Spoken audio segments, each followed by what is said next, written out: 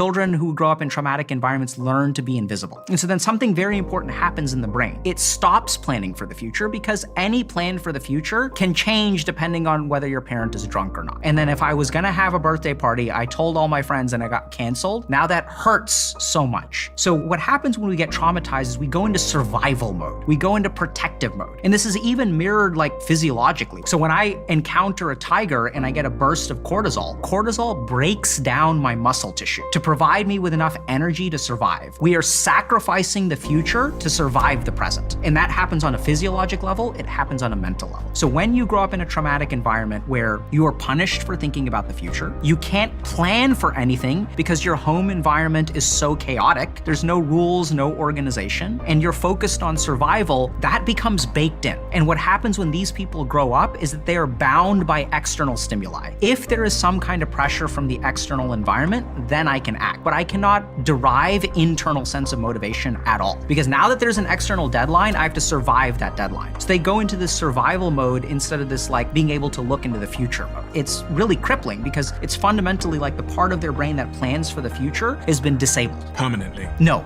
That can be rewired. It's just been disabled in this way, right? So like that's your default state. Then what we have to do is like undo that.